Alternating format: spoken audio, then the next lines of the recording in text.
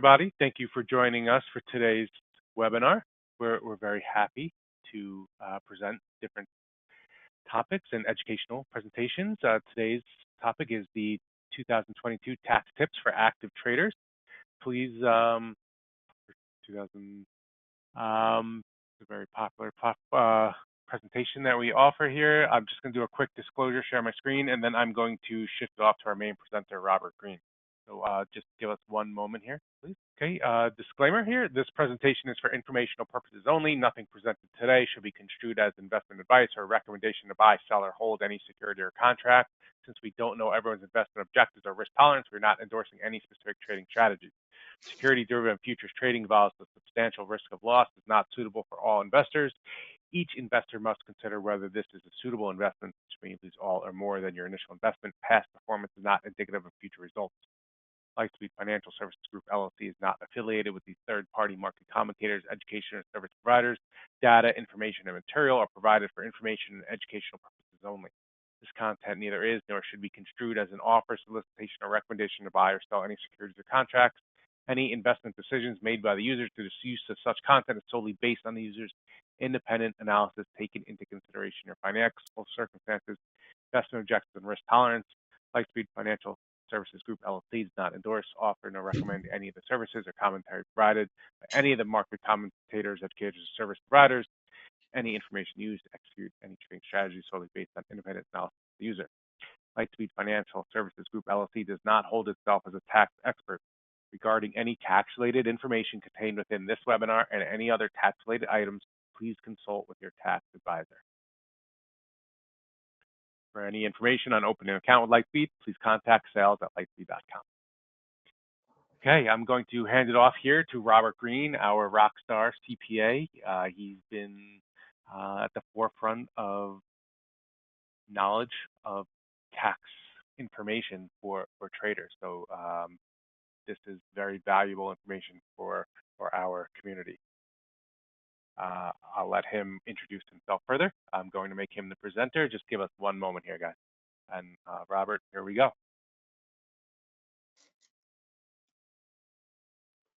Thank you, Rob.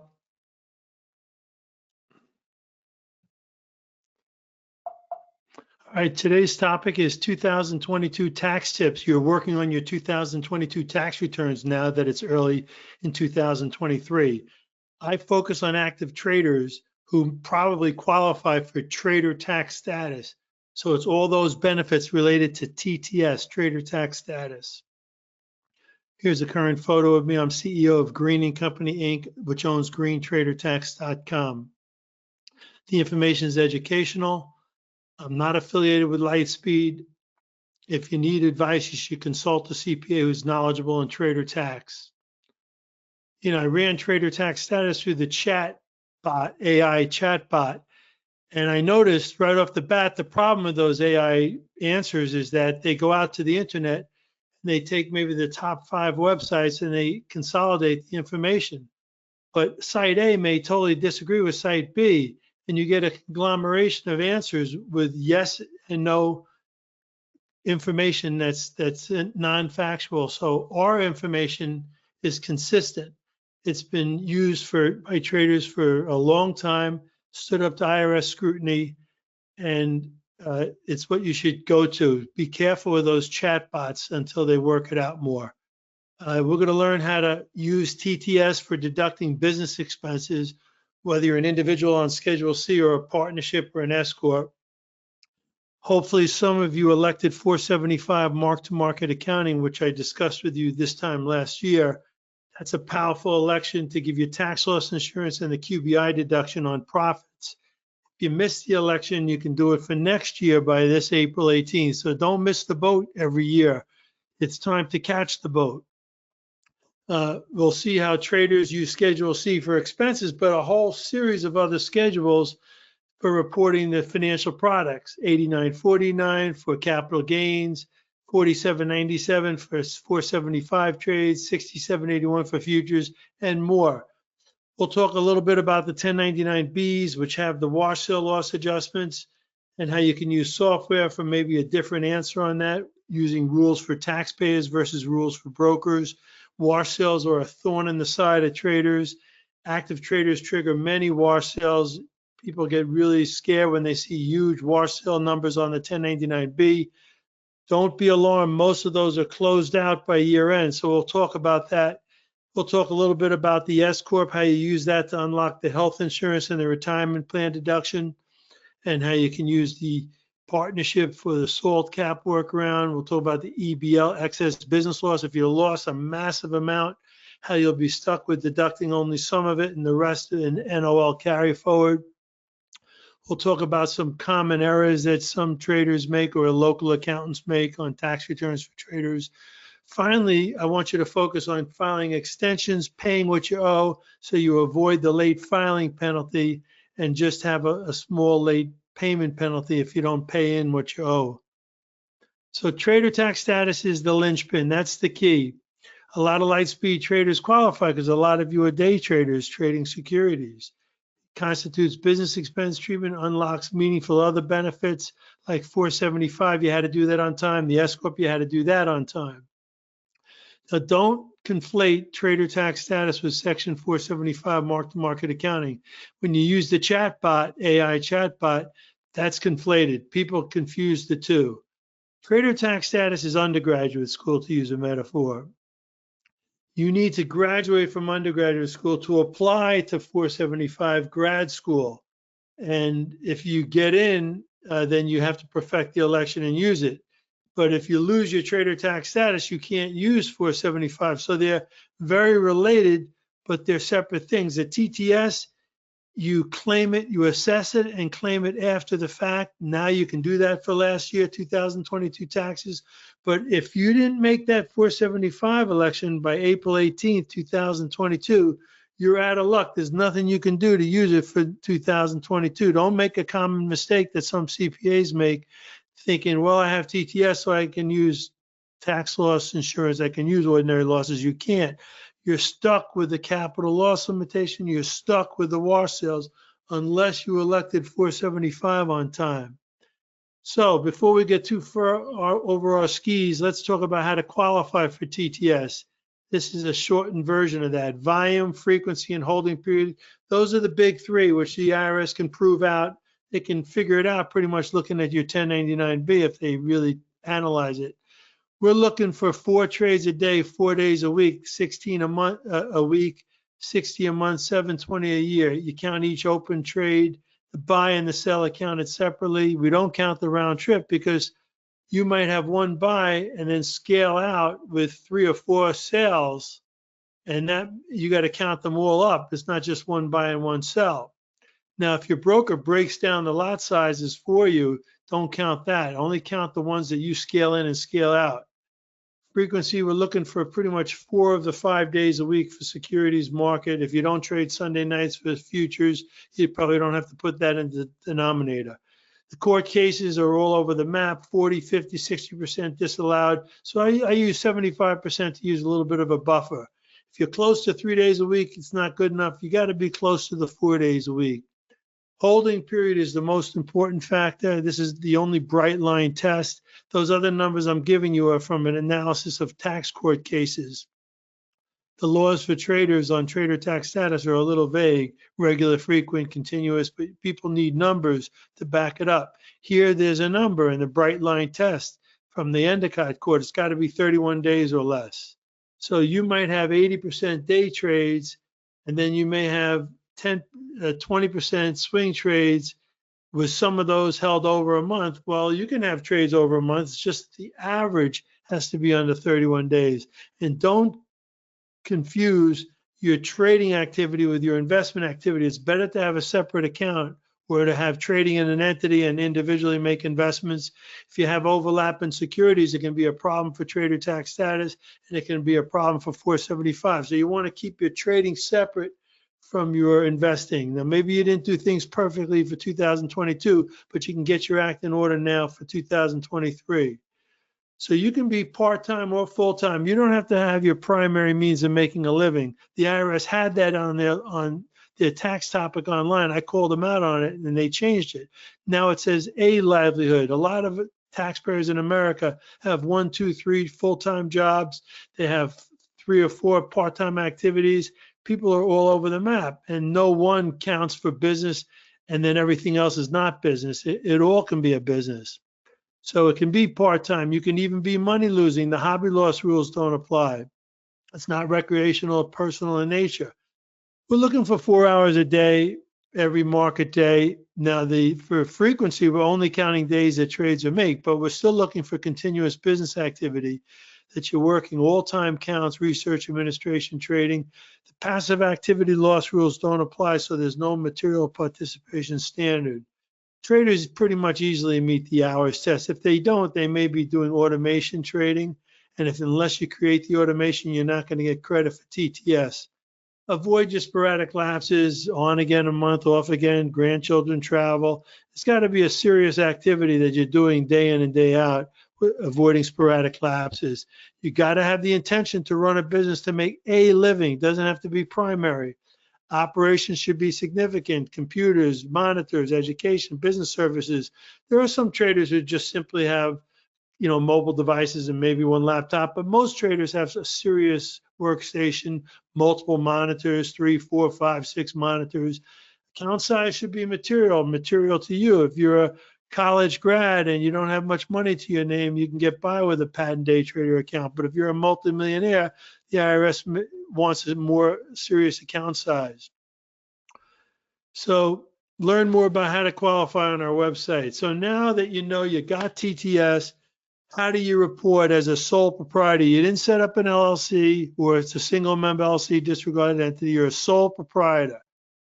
Multiple tax forms, Schedule C for your expenses, all those other forms for gain or loss. It can get very confusing. It's not one set of forms, and that means the IRS doesn't really understand your business.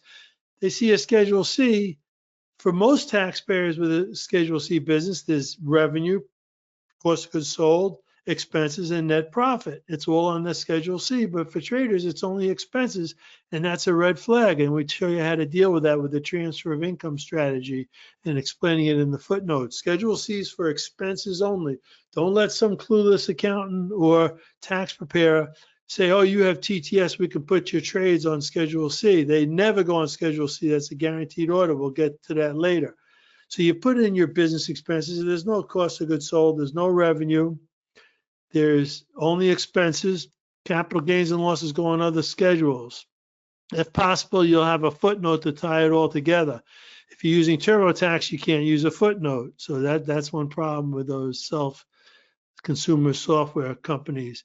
So for your gains and losses, your capital gains and losses, you're talking about Schedule C. Now, by the way, throughout the presentation, there are links. So you could click on the link. No, I'm going to cancel that. So let's look at a Schedule C here. You got the name, you got your business code. It's a cash basis taxpayer. There's no income. There's all expenses. There's really no advertising, really no car, truck. Commissions are not separately stated on Schedule C. They're part of your capital gains and losses. Contract labor, you may have some independent contractors helping you. Depreciation of all your equipment. Your Section 179, 100% depreciation, your margin interest, your legal and professional office expense. So you got all your expenses, taxes, wages if someone's working for you. And you'll probably have leftover going to page 2. So you'll probably go to page 2 as well, where you'll list all your expenses. And the home office comes over to Schedule C here. And it's only allowed if there's income, and there is no income. So you may want to put other income transferred from Schedule D, just enough to zero out the Schedule C, or otherwise there's another way to unlock the home office expense, and that's in Green's 2023 Trader Tax Guide, the transfer of income strategy, where you're transferring to the other income line.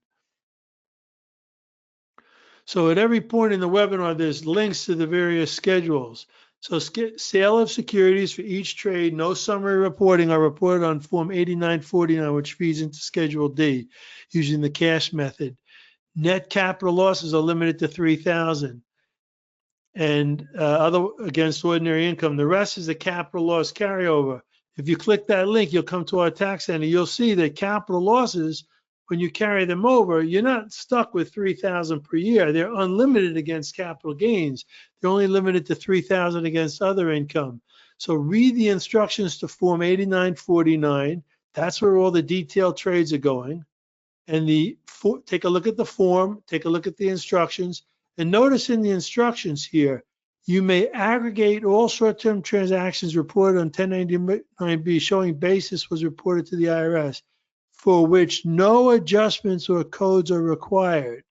So people come to me all the time, Bob, can I just take my 1099-B? It's got proceeds, it's got cost basis, it's got net realized gain or loss. It's 100 pages of that. I don't want to duplicate all that in 8949. I want to enter the total to the Schedule D. If from TurboTax saying, see the attachment. Now, a lot of taxpayers, if they don't have any wash sale loss adjustments, they can do that. The problem is that most traders have wash sale loss adjustments. So they're supposed to file each of the trades on Form 8949 showing the wash sale loss columns. So this gets into a very murky mess. I want you to read these links for securities, read the link for 8949. I'll post these slides on our website. Lightspeed should have them on their website as well. So you can click through on all the links to see. We'll get into the conundrum of this issue of the 8949 and the 1099-B shortly when we talk about that separately. So let's now move over to section 475. And you're a securities trader. In prior years, in 2021, you used 8949, the wash sales, and you had a lot of wash sale loss adjustments open at year end. You had phantom income, it hurt you. You were smart for 2022, and you elected 475 by April 18th, 2022. So now you're going to skip using the 1099-B. You'll use software, unless your broker generated one with mark-to-market accounting at 1099-B, and they had to do it for open positions at year end. But now you're talking about Schedule Form 4797. I'm sorry I didn't put a link in. I'll add one later. Or maybe I have it later in the presentation. This is with your mark-to-market accounting, where you don't have any wash sales, where you don't have a capital loss limitation. The ordinary loss, you lose 200, it wipes out your wages at 200, subject to an excess business loss limitation. Now, if you have investments, those are still using your Schedule 8949 and your Schedule D. So the beauty of Form 4797, it's mark-to-market. Any open trades at year-end are mark-to-market, imputing a sale at year-end prices. If you go to cash at year-end, you don't even have any mark-to-market. But the key is that it's ordinary gain or loss. Ordinary losses are great, better than capital losses, and ordinary income unlocks the 20% QBI deduction, whereas capital gains don't. So you win with 475 with gains and or losses. So you remember, you had to make that election by April 18th, 2022. And now it's time to file the Form 3115. So you're going to file an extension, so you can file the 3115 up until the due date of the return, including the extension. And don't forget your 481A adjustment. At the end of 2021, your unrealized loss was $20,000. Well, you have to pick that up as a $20,000 loss in 2022, as of January 1st, 2022. If it's a gain and it's a big number, you can prorate it over 4 years, but it's probably better to pick up the whole thing. So you're converting from cash to market. So if you elected 475, you got the 3115, you're going to need trade log software to generate the Form 4797. You may need more professional help, and it's really worthwhile with the tax loss insurance and the QBI deduction, and not being a headache of all the wash sales. Now, if you were a new taxpayer, a new entity, you set up an LLC S Corp for last year, and you elected 475 by internal resolution, not with the IRS. You did that within 75 days of inception. The nice thing about that is there's a loophole. You don't need to file a 3115. There is no 481A adjustment because you didn't have any open positions. It was a new entity this year. So you got to make sure your election was done properly for 2022. If not, consider it for 2023. Perfect the election with a 3115. You may need help from Green, Neuschwander, and Manning. All right, so you got your 475 working for you for 2022. You got TTS, so you must use the 475. you had a massive loss in 2022. It wasn't a good year. You had some great years before, but with the crazy markets, you had a massive loss. And you got now the excess business loss to deal with. That's part of the Trump tax cuts, the TCJA. They lowered the tax rates on C Corps and the QBI deduction, but then they reined in a lot of losses. The CARES Act deferred all that, said, no, that doesn't apply for 2020 and the prior years. But in 2021, it snapped back in, so it applies for 2022. So if you lose $600,000 and you're married, you're going to be excess business loss of $540. You'll have 60 that you carry over as an NOL to the next year. There's no more NOL carrybacks. We've made a fortune for clients over the last 20 years with the NOL carrybacks. You lost a boatload of money. There was no limitation. You went back 2 years during recessions. They made it a little bit further. You got a lot of money back. You stayed in the game. No more NOL carrybacks. You carry it forward and only can use 80%. So you carry over 100, you use 80,000, which is fine because you leave 20 for your higher standard deduction to make sure that's not wasted. And then whatever wasn't used of your NOL goes forward to the next year. So if you're using 475, it's tricky on the losses or the EBL. And then it's also a little tricky on the QBI deduction if you're profitable. So benefit on losses, benefit on profits. Basically, lose 100, write off 20,000. You didn't spend 20,000. It's like a depletion allowance where they took the 199A from oil and gas depletion 199. Now there's all sorts of haircuts on lower of QBI or taxable income. There's specified service trade or business, which have all these loophole, all these caps, phase outs. Trading is a SSTB, service trade or business. So here are the thresholds. So if you make 340 or more, so let's say you make 500 taxable income married, you're priced out of this. Even with the phase out of 100,000 on top of the 340, you're priced out of it. If you want to use the phase out range, you got to have wages. So you had to pay yourself wages in your S Corp. If you have a S Corp, hopefully you worked with our tax planning team before the end of the year to put on the books wages, which would give you, unlock the health insurance and the retirement plan deduction, and perhaps unlock this phase out range for the QBI deduction. Now, a lot of this stuff may be flying over your head. Maybe you're just going to get the Schedule C and make the 475 election and set up an S Corp for this year going forward. So again, I'm covering a lot of stuff that may apply to you for 2022 taxes, but if not, get it on your books for 2023. I don't expect Congress to make many changes for 2023's taxes. And Trump tax cuts are in place until 2025. EBL, some of that was continued till 2026 or 2028. So a lot of the TCJA, Trump Tax Cuts and Jobs Act, they expire at the end of 2025. Remember, I don't think that name Trump tax cuts is really appropriate because a lot of things were new taxes, like the EBL limitations and the itemized deduction phase out, and no deductions for miscellaneous investment expenses, SALT cap limitations. Now we figured out ways to get traders to get the QBI. A lot of people didn't see that up front. Now, let's say you're trading futures. That's a beautiful thing.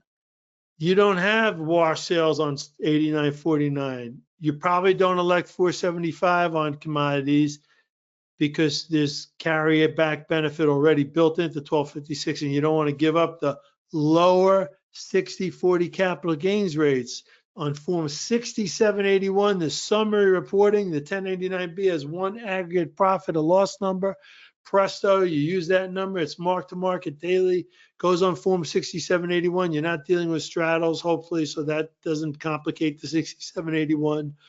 And the blended rate, instead of paying 37 at the top rate, is 26.8, is 10.2% lower. Click this link to go over to our website. We show you the blended rate throughout the brackets. So you may get 60/40 and have a lot of business expenses that eat into the 40% category, safeguarding the 60% category. Futures are fantastic if you can trade them. Now, also, if you lose money, it's one of the only chances left on the tax law to carry back a loss.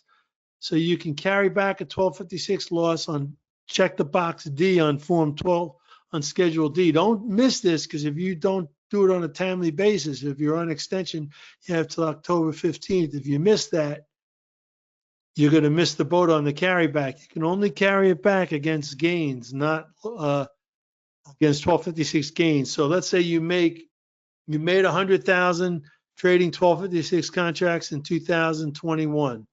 You lost 80,000, 1256 in 2022. You can carry back the whole 80, and then the other 20 goes forward. So you don't, just because you don't use up the whole thing going 3 years back, you go 3 year, then 2 year, then 1 year back, and then the current year, and then forward. So not a penny is lost. Cryptocurrency changes. Well, we've been following crypto from the beginning. It's 89.49. There's no wash sales. A lot of Congress wants wash sales on crypto. There's no 475 because it's not a security. It's not a commodity. It's an intangible property. But the reason why I have this schedule here is that the IRS last year had a big question on the face of the 1040. Well, they've improved the question this year. So at any time during 2022, did you receive as a reward, payment, property, services, or sell, exchange, gift, otherwise dispose of a digital asset? So that, or financial interest in a digital asset. So read the link on that. That's not just crypto, but it's NFTs.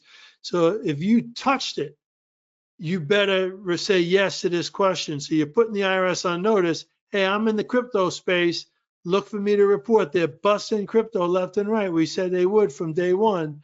If you're using crypto, you need a good tax software. You got to get all your wallets together. If you're a mess when it comes to crypto, you're in tough trouble.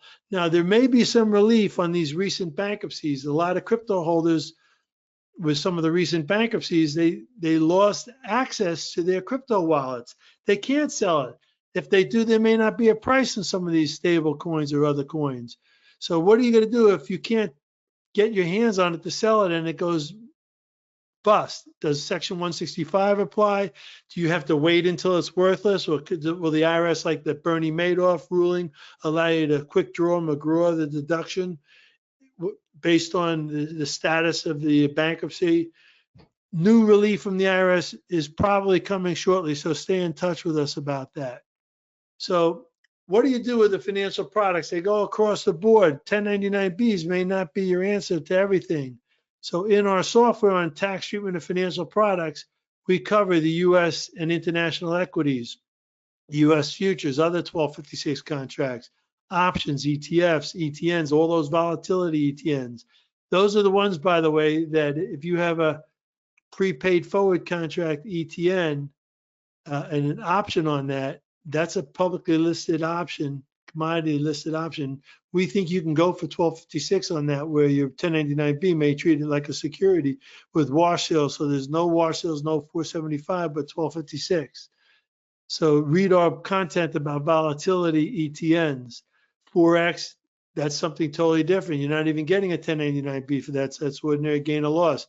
Precious metals, you have the collectibles rate. The ETFs or publicly traded trusts, and they pass through the collectibles rate.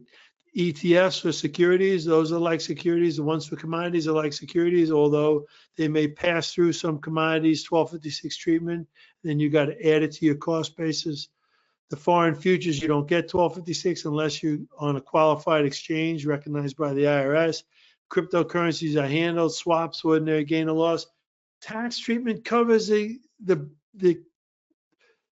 boatload of tax treatment. There's a bevy of financial products. Don't rely on the 1099-B to show you everything. There may be a reason to depart. So dig into our content more. Now, I promise you I talk more about the 1099-B and the wash sale loss adjustments. Proceeds minus costs. So you're looking at your 1099-B. You're looking at the summary. Proceeds, 100 million, some huge number. Proceeds minus cost basis plus wash sale loss adjustments equal net trading gain or loss using the realization method. For example, The wash sale loss column could be 500,000, but most of that amount might be included in the cost basis column. So most wash sales are closed out. They come out in the wash, so to speak, to use a pun on word. What matters is how much of the wash sale loss is open and deferred to the subsequent tax year. So 500,000 is in the deferred wash sale number, wash sale loss adjustments, not deferred. Wash sales for the year are 500,000. Your cost basis duplicates 400,000 of that. So it had 400,000 and then another 400,000. So basically your deferred wash sale loss at year end is only 100,000. Now you can't figure that out just looking at a 1099B, but that's what you want to figure out through our solutions, is how much of it is open and deferred at year end, because that's what the phantom income is going to be. So you can have wash sales all year long. If you followed our advice and you cleaned house in by December 15th and didn't get back into any trades till January 16th, then everything was closed out at year end and you don't have to worry about it. Buying back a losing December trade from 2022 within 30 days into January 2023 triggers that 2022 wash sale loss, which is going to be added to the wash sale loss column on the 2022 1099B. The 2022 wash sale loss amount is removed from the 2022 cost basis column and is deferred to 2023. That reduces the 2022 capital loss. So you took your losses in December. People were doing tax loss selling, harvesting their losses. The market had some off days. You figured I might as well get this loss on the books. But then there was a massive rally in January. I'm not saying there was, that sometimes is a January rally. And you figured, I don't want to miss it. I got to get back into it. By doing that, you put the wash sale loss in the wash sale column, and it's not in the cost basis column because it had to go into the January cost basis column of 2023. So some people trigger that. They know they did it, but they didn't want to miss out on the snapback rally. So read my blog post on avoiding the phantom income from the wash sale, 1099B, the instructions. Now, some brokers provide an 8949 wash sale worksheet, which you can import the TurboTax. So you're using wash sale loss reporting. And you understand, and I'm explaining to you right now, that there's rules for brokers which vary from rules for taxpayers. If you're trading with Lightspeed, Lightspeed's only looking at the one Lightspeed account when it comes to wash sales. If you happen to have another brokerage account where you trade similar securities, the two brokers don't talk together. You can have wash sales across those accounts. So you need a software to deal with that if you want to follow the rules for taxpayers, which our clients do. So we recommend TradeLog, which we've used every year since 2021 when we added 475 to their program, or advised them on doing that. We said, hey, don't miss the boat on that. So you use TradeLog TL to download your trade history, not the 1099B, because that would just be downloading with a broker reporting. You want to download the original transactions. TradeLog is going to calculate it based on the rules for brokers so you can match the 1099B, and then you'll hit the switch, flip the switch to do it according to the rules for taxpayers. You'll generate the 8949 for investments or the form 4797 for the 475. You can license the TradeLog software, or you can use TradeLog's trade accounting service. Green, Neuschwander, and Manning, G&M, offers trade accounting, but only to the G&M tax compliance service clients. So G&M prepares tax returns for over 1,000 traders. And for a lot of them, it does the TradeLog accounting because there's a lot of tricks to it, using it properly, and a lot of questions that come up. So unfortunately, if you want to do proper tax reporting for all these transactions and securities, you might not be able to just simply use the 1099B reporting. That being said, a lot of taxpayers do that. A lot of local accounts do it. They're afraid to depart from the 1099B. So look into our content a little bit more, check in with us, but I think you should take a look at the TradeLog and take a look at the G&M services. Business expenses if you qualify for TTS. So what kind of expenses are we talking about? Your computer, $2,500. If your computer's $4,000, then you got to use, it's above the threshold for the tangible property. So you use bonus depreciation for 100% write-off, or you use section 179, 100% depreciation. You bought those computers before the end of the year, you got them delivered, you put them into service, you write off the whole thing. You're an investor, you get Zippo, nothing. Amortization of startup costs. You paid for education within the last 6 months, you know, you paid for it in the first 6 months of 2022, but your TTS didn't start until July 1st, 2022. You capitalize your startup costs, including education. You write off $5,000 up front, the rest over 15 years straight line. You set up an LLC, you write off your organization expenses, first $5,000 up front, rest over 15 years. Let's say you have TTS for all of 2022. You started qualifying in 2021. You have 15,000 of education expense in 2022. It's all a business deduction. You took seminars, you traveled to a trade show, the travel, the hotel, all that is deductible. It can add up. Books, publications, subscriptions, market data, online professional services, chat rooms, mentors, coaches, supplies, phone. If you have a separate mobile device just for trading, an extra one, internet, travel, seminars, conferences, assistants, consultants, accountants, it all adds up. Home office can be one of your biggest deductions. You're figuring all those expenses are wasted expenses if you don't have a home office deduction. So why not convert them to business use? You might have a 10% of your home, 15, 20% of your home. If you're in an expensive location, you have a nice home office setup, you might have a big deduction. Margin interest could add up if it's tied to your trading. If you're borrowing money on investments using portfolio margining and then using the margin to trade stocks, you better tie one to the other. Otherwise, it could look like investment interest. Stock borrow fees can add up, especially on your hard to borrow securities. Internal use software, if you paid some contractors to help write your code that you all designed, that could add up on you as well. So you may have 5, 10, 15, 20, 40, 50, 100,000 of expenses. Plus with the S Corp, you may have the health insurance and the your retirement accounts. That can really add up on you. You're not deducting a vehicle.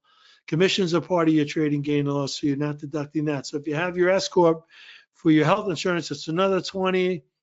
And then for your retirement plan, it could be 60 if you're doing the solo 401k. And if you're getting the QBI deduction, that could be 20, 40, 60,000. Unlocking all the wash sales could be tens of thousands. The 475 write-off, the QBI deduction could be 20, 40, 50. You're talking about huge deductions and huge tax savings from getting all this right. Now, you went into the world of the LLC partnership to look better, to unlock the deductions, the SALT cap workaround, the QBI phase out, the health insurance and retirement with the S Corp. So now it's time to file your 1065 by March 15th. It's a month earlier than your April 18th as an individual. And you're going to get a K1. That's going to go on your Schedule E, which is consolidated. It looks better. You're not using the Schedule C. You got another line item on Schedule C for your Section 179 depreciation and your UPE expense and your home office expense. So your partnership was set up to segregate your investments from your trades, the trading in the partnership, the investments on the individual return, because you are trading options on some of the securities that you hold, and you don't want the IRS to be confused about the conglomeration of investments versus trades. You did it also for the SALT cap workaround. You making $1 million trading. In California, you're paying $130,000 of state and local of California tax. That's way over the 10,000 cap. You're disenfranchised from the whole deduction with the TCJA tax reform. California, like a lot of high tax states, did the SALT cap workaround. Let's get to that quickly at the end here. So rather than have the 10,000 cap, about 25 states enacted the SALT cap workaround laws. So you'll make this PTE payment. You had to do it, the first payment by June 15, 2022. I warned our clients about that through Twitter and through our website. So get this on the books for this year. If you missed it for last year, you could make a payment through your S Corp. In California, there's a 1.5% franchise tax on S Corps. That always hurt traders, and we avoided that with wages. But now it doesn't hurt you if it unlocks the PTE, if you can take advantage of it. Why not convert that $130,000 for the $1 million trader or 120,000, whatever it comes out to, or 100,000 or 50,000? Convert that into a tax deduction rather than being wasted a SALT cap. That's a beautiful deduction. It's only going to be as good as the SALT cap works on the books. So Governor Newsom said he'll get rid of that once they get rid of SALT. A lot of people got confused because a lot of the Democrats were trying to get rid of the SALT, and they were threatening to boycott Build Back Better. But all of it got sidelined because Build Back Better never passed and never made it into that final bill terms anyway. All this goes away with the TCJA tax cuts anyway. So back to the partnership. That's why you had a partnership for the SALT cap and the segregation issues.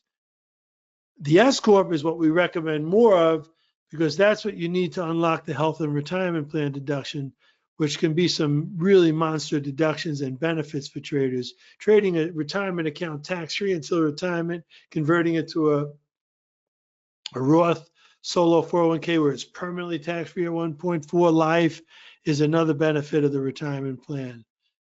So I'm going the wrong way here. So trading is not a passive loss activity. So there's no passive loss activity. On Schedule E, you're using the active column. So you're getting a K1. It's passing through your portfolio income. It's passing through your capital gains and losses. Let's say you have a capital loss carryover. You can set up your partnership, which will pass through capital gains, and then still have TTS and still do the PTE SALT cap workaround benefit and get the segregation benefit. So you can still get all that benefit with a new entity. So otherwise your taxes are not changing. You can pass through your 8949, you can pass through the Form 4797. You're going to consolidate all your ordinary loss and business expense against business income when it comes time to do the EBL limitation. And everything's consolidated for the QBI too. And you're also passing through the 1256. So your entity's not changing anything. It's a pure pass-through.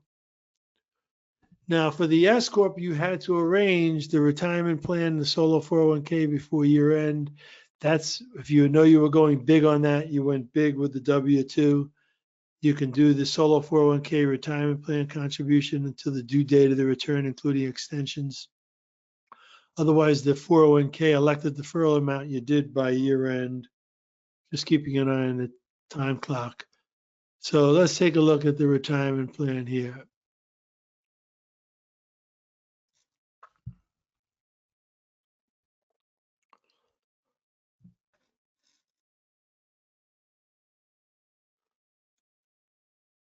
So here's showing you the numbers.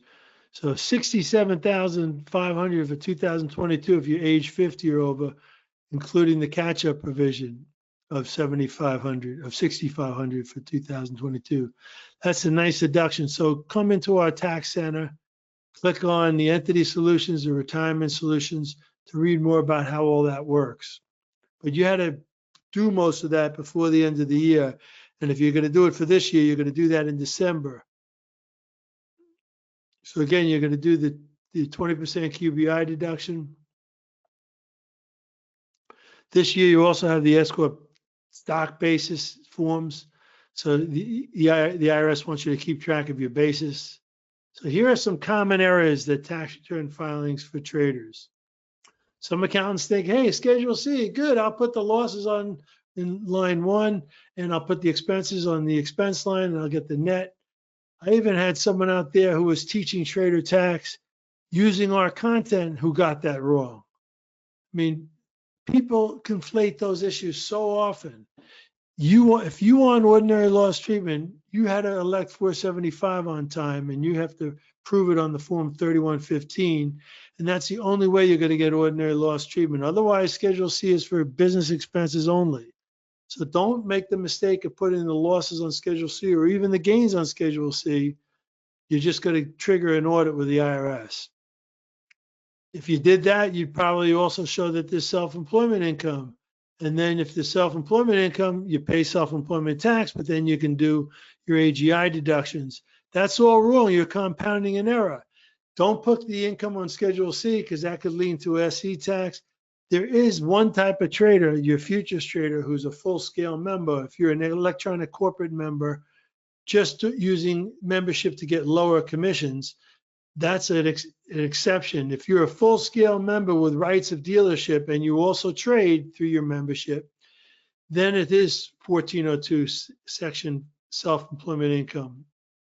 But otherwise, there's no SE tax. Traders, by using 475, it doesn't trigger SE tax. It's still only ordinary income. So don't let your accountant talk you out of 475 because he's afraid you'll have SE tax. No, there is an SE tax. That's why you got to go the extra mile of creating the S Corp to create some earned income that you book by year end through payroll that gives you the earned income necessary for the AGI deduction, the health insurance and retirement plan deductions. So don't make those mistakes with the AGI deductions and the SE tax. And you can't do the health insurance deduction and the retirement plan deduction. All that would be excess contributions subject to penalties. So don't do it. I just went through a boatload of information why it's not SE income, SEI, self-employment income, but it is net investment income with the Affordable Care Act. Now, there's a whole brouhaha going on now in Washington. The Republicans touched the third rail. They said they were going to cut the entitlements. The Democrats called them out on it. Biden in the State of the Union, oh, you're going to touch that, it's going to cause a hell lot of havoc. But they didn't own up to the fact that they want to add new taxes. They want to bring Social Security into the SE tax. Right now it's capped at 160, but if you make $500,000, they want to bring back the cap at like 250. And Biden said that he doesn't want to raise taxes at over 250, at over 400 rather. So this remains to be seen. You don't want to start paying. I mean, if you're paying 15.3% on the 160, actually it's 12.4 for the Social Security only. That's a big number. 12.4. You know, on every 100,000, it's another 12,400. So let's see how that debate works out. But don't forget, you got this investment income. All of your trading gains, whether it's 475 or not, or self-employed or ACA net investment income. Go to the link on our website. It shows you the thresholds when you pay it, over 250 married, 200 single. So if you make 300 and you're over 250, you got 50 times 3.8%. Your trading expenses are deductible from the NII, but your investment expenses are not. So that's a bummer for a lot of clients. All right, I confused you at this point. There's a lot to figure out. Don't try to figure out everything and file a tax return by April 15th or April 18th. You're going to, or the entity return. You're going to drive your accountant crazy with all these concepts the last minute. Focus on filing an extension. Let's see how timing we're doing good. So say to yourself, hey, I can just file an extension, a one pager. I can even do it through Tax and Me online, or call or fax or whatever, or e-file. It's so easy to do. All I got to do is tell them what I think my liability is, what payments I've made year to date, and how much I owe. And just use some rough numbers. Figure, hey, I know I made 500 trading. I know my expenses are around 20. I'll go conservative on that. I'll be real conservative. I'll overpay my extension. So I'll figure I'll have a credit that I carry forward. When I finally file the return, it will carry over to Q1 2023 estimated taxes. So I'm going to be real conservative. I'm going to cash in some money out of my account. I'm going to put it aside now. I'm not going to risk it to last minute. If a lot of people take money out last minute, it may cause the markets to sell off. Who knows what the markets do? I don't give investment advice. I hate to see people lose their tax money in the markets last minute when they should have saved it to pay the IRS. figure out how much you think you might owe, pay it, follow the extension. It's a no-brainer form. You can figure out in any way you want to estimate the numbers. If you follow that extension and make the payments, you're going to get out of the late filing penalties. It's an automatic 1-page, 6-month extension. You got to do your entity extensions by March 15th, your individual extension by April 18th. Read the instructions. It's an extension to file, not an extension to pay. Now, if you can't pay, if you owe 100 and you just say, Bob, I should have listened to you and I didn't. I knew I owed 100, but then I went ahead and lost that 100 in Q1 2023.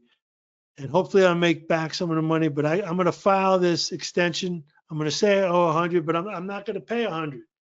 Well, at least you don't owe the 5% a month late filing penalty. And you will owe the 0.5% a month late payment penalty up to 25% overall total. So read the instructions, make sure you file something, pay what you owe if you can. Don't put your head in the sand and say, I'm not doing anything. If you owe 100 and you say, I'll give myself one more month to figure this out right, I'm not filing the extension, I never get around to it, I just can't deal with it, I'm paralyzed, I owe 100, you're going to owe 5% a month penalty plus 0.5% a month for the late payment penalty. So you got to be a complete idiot or totally clueless or uneducated. I shouldn't say idiot because the IRS makes the taxes so complicated. But if you're listening to my message today and you're not going to bury your head, you're going to file something so there's no late filing penalty. And you're going to give yourself a lot more time. Don't rush to be the one that gets into the queue that the IRS is not going to pay the refund right away anyway. Don't be conservative. Let the IRS hold your money if they think they're holding your money. Be conservative with the payments and clever and aggressive with the tax filings. So avoid the underestimated tax penalties. I told you that during the year. If you had a safe harbor exception and you covered your taxes from the prior year with your job, and last year in 2021 you were break even, this 2022 you made $1 million, you didn't have to make a Q4 estimated tax payment. You don't have to pay it until April 18th. Don't lose that money in the market. Set it aside. Be careful with it. Now, tax relief for disaster situations. Every time there's a tax deadline, there's typically a disaster in maybe in your neighborhood this year. And what the IRS says is, hey, here's another 3 months to make payments, to make filings. It's easier when it's statewide. When it's not statewide, you got to look at the counties. So just click on the tax relief disaster situations. Take a look at where on the IRS website. Take a look at the last reliefs. California is not statewide. So you got to see, make sure your county is in the zone for the filing late. So you want to go to make sure you do that. So the SALT cap we worked on already. So if you want to have more interest in learning more about the taxes, because we went through a lot of this stuff quickly, pick up the Green's Trader Tax Guide. It's updated for the tax law every year. I've been doing this since 2023, since 2000, the year 2000. My first guides actually were 1999, 1998. So updated every year. Here's a code to get 25% off, good through March 15th. The code is on the, take a look at the code number 2023 guide 4T7D. So go back to our website. You can email questions to info@greentradertax.com. Let's say you want to consult someone about it. I'm not doing consults at the moment. I'm unavailable for them. But Darren Neuschwander and Adam Manning from Green, Neuschwander and Manning are doing all the consults, and they're fantastic at it. They also do all the tax compliance services. They are accepting new clients. You better contact them soon before they're sold out. They'll go through whether you qualify, whether you benefit from the service, and whether you're a good fit for price and value. If your value is going to be in the tens of thousands, it's worth the price. If it's not, and you can do without us, they'll tell you that. If you want the trade accounting, you got to be the tax compliant. So take a look at that. So come over to our website. So let's take a look at some questions here on the board.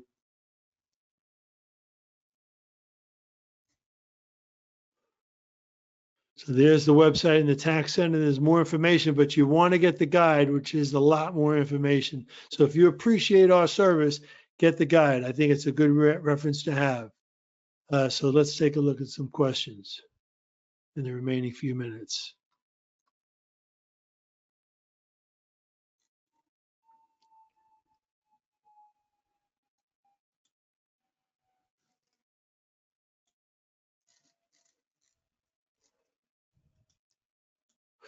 Okay, Sarah asked, is trader tax status the only thing required to treat trading gains as earned income? No, absolutely not. TTS is the linchpin. That gives you the right to do a lot of things. Next, you have to set up the S Corp. So you can set it up now for the rest of the year. And then looking at the income you make between now and year end, you can create some earned income at year end through salary that you put on the books in December, which unlocks the health insurance deduction and the retirement plan deduction. So those are the hoops you have to jump through. James H. What about vacation time? Totally fine. Trading is your full-time job or part-time job. You're doing it like any other business or job. You have personal days, holidays, vacations. But if you're a grandfather or grandma trader, or a multimillionaire trader where you trade for a few months a year and you're on, you're off, you're on, you're off, you take off for the whole summer, the IRS is not going to treat it serious enough. So use common sense on that. Constantine T. I'm using initials for last name for anonymity.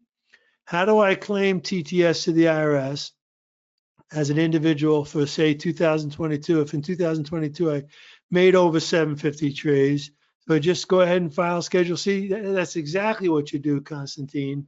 By filing the Schedule C, you're putting on the books that, hey, I'm a trader in securities. Use the code for that. It's in the guide. It's online. And you do everything else in the guide. You have the footnote, and you say you're a trader in securities. It's something you assess and claim a year end. Why? It's not an election because a lot of people could elect it and then never carry through. The proof is in the pudding. When you pull the bread out of the oven, it either rose to be bread or it's flatbread where you can't use it.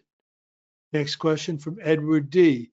Is there a reason when TTS traders should not elect 475? Yeah. You're trading futures, you want to retain the lower 60/40 capital gains rate, or you have a capital loss carryover. Let's say you finish 2022 with a 300,000 capital loss carryover, and in Q1 2023 you're up 100,000. You want capital gains in 2023 to soak up your capital loss carryover. So you want to hold off on the 475 election until you used up the capital loss carryovers. And I talk about that whole decision-making exercise in Chapter 2 on mark-to-market in the guide. CHR, what is the best trading entity so I can distribute trading income to my children? S Corp if you want health and retirement. If you just need salt cap and segregation, the partnership is fine. So any way you slice it, you set up your SMLLC, it's a disregarded entity. That LLC elects S Corp status, or if you admit your spouse, it can also make the partnership determination by having a multi-member LLC as default. It's a partnership. So what kind of entities should be? Read the whole chapter on entities in our guide.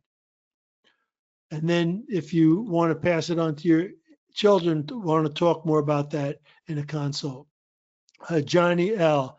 My broker only sent me 1099B. I have 2,000 trades last year. What software shall I use? Well, you can sometimes download the 1099B into TurboTax, but then you're relying on the broker reporting for 1099Bs. A lot of accountants and taxpayers do that. They may not if you have multiple accounts, you have wash sales, you probably shouldn't do that. You probably should take a closer look at the 8949 and look at your other options like using the trade log software. Kathy T. I use TurboTax and have a gain of 127,1256 because of the AMT. I have to pay an additional 15 tax. What happens is that the AMT rate is higher than perhaps what your 60/40 rate is, and maybe you're getting mostly capital gains rate because your expenses are wiping out the 40%. So that's just a issue of your software. Make sure you got your contracts in there with 1256, and AMT can still be triggered depending on what the numbers are. They've raised the AMT threshold, so it's not as much of a problem as it used to be. But yes, it can be a problem, Kathy, or an issue, but it's not that bad a rate overall. Just make sure you're doing everything right, and maybe have it reviewed by an accountant. Matthew K. If I started a new entity in September 2022, I did not conduct any trading in 2022 and applied for 475 election. Do I need the 475 election yearly? You have an issue to deal with, Matthew. You set up the entity, that was good. You maybe made the internal 475 election within 75 days of inception. That was good. But you never carried through. You never made any trades, so you didn't qualify for TTS. So your 475 election is null and void. You never graduated from undergraduate TTS in 2022. So your application to grad school is null and void. You got to start all over again. So don't miss the boat on, if you're a single member LLC in 2022, that's a disregarded entity, it tax nothing. So if you're going to be a single member LLC disregarded entity for 2023, then file as a sole proprietor, make the external election with the IRS by April 18th. If you're going to make the S Corp election now for 2023 within 75 days of inception, then you're going to make a new taxpayer election by March 15th on your books as a new taxpayer, and then you don't have to file at 3115. You may want to consult with G&M about that to make sure you get it all right so you don't trip yourself up. That was a mouthful I just explained to you, Matt. So Mike A., where can we download the presentation? So you come to our website, you click on events, and then you'll see the event. And I'll upload the slides in about 15 minutes after I get off the phone today. And you'll have all the links on that. Let me get back to the questions here. Hold on.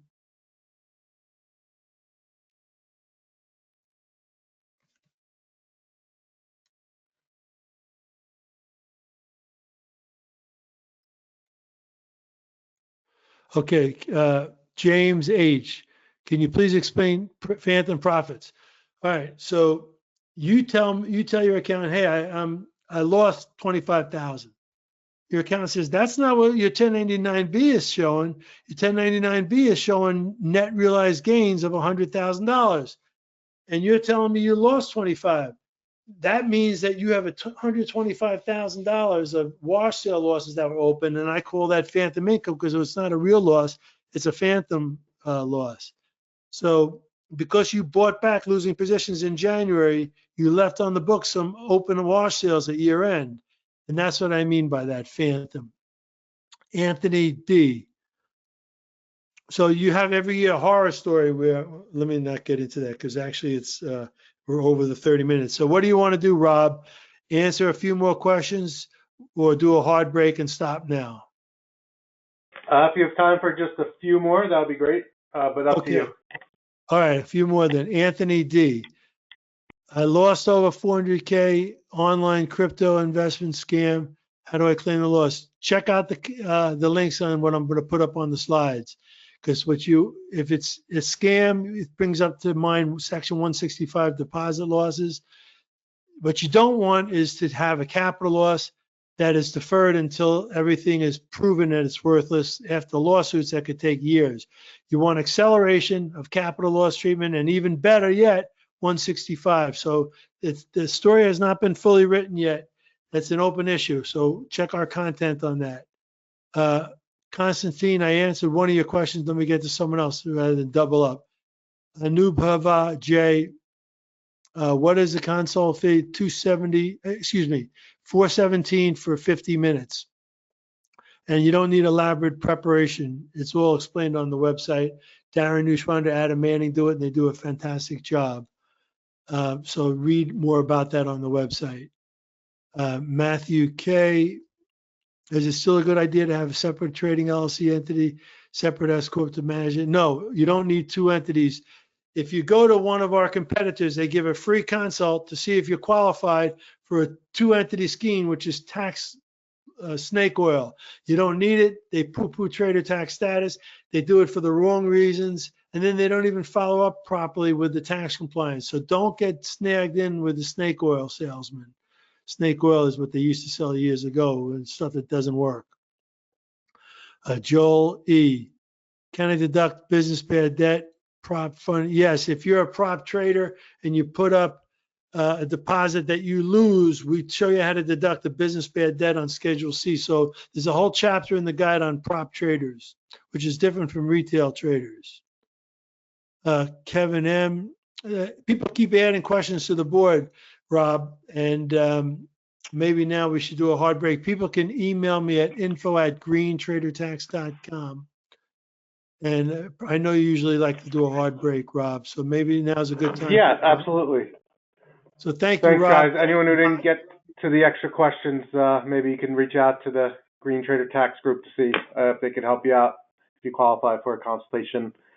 Thank you, Robert, very much. We appreciate you taking the time explaining all the different avenues that tax information provides us. And then thank you for answering a lot of the questions. We do appreciate having you take the time each year for us. Thank you, Rob. I enjoyed it as always. Okay, guys, just so you know, it'll be available on the Green Trader Tax website and also the Lightspeed website by next week. So just look for the presentation if you want to review some of the details. But we thank everyone for joining us, and hopefully you were able to get some really good information out of this. But thank you very, very much, Robert. Thank you guys for joining. Have a great night. Take care.